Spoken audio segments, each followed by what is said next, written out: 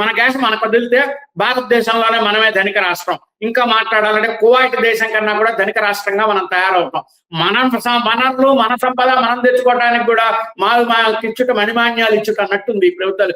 కారణం ఏంటంటే నిర్వీర్యం అయిపోయింది రాజకీయ వ్యవస్థ. అటు జగన్ రెడ్డి గాని చంద్రబాబు నాయుడు గాని వీళ్ళందరూ కూడా రిలయన్స్ అంబానీకి తొత్తులే. వీళ్ళ దగ్గర డబ్బులు తీసుకుంటే వీళ్ళకి రోజులు గడవ, వీళ్ళు పోరాడాలి.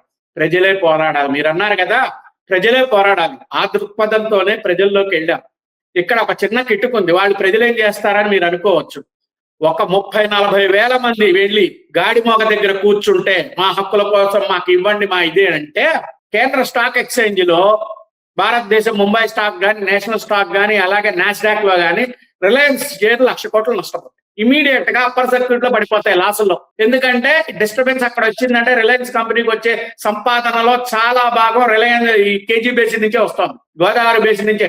ఇది నేను చెప్పడం కాదు, స్వయంగా Ambani annual general body meeting లోనే చెప్పాడు, మా సంపాదనలో 30% గ్యాస్ నుంచే వస్తుందని. అట్లాంటి చోట వెళ్ళి జనాలు కూర్చున్నారంటే టప టప టప షేర్లు పడిపోతాయి. ఇది జరిగిన రోజునే ప్రభుత్వాలు కళ్ళు తెరిస్తాయి. ప్రభుత్వాలు కళ్ళు తెరిస్తే గానీ న్యాయం జరగదు.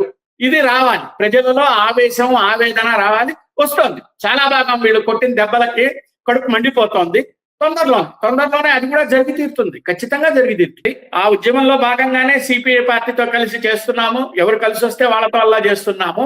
ఇక ప్రభుత్వాలను కలవటం అంటారా, ఇవి గెలిచాము ప్రభుత్వాలు కలిసినంత మాత్రాన వీళ్ళు ఏమి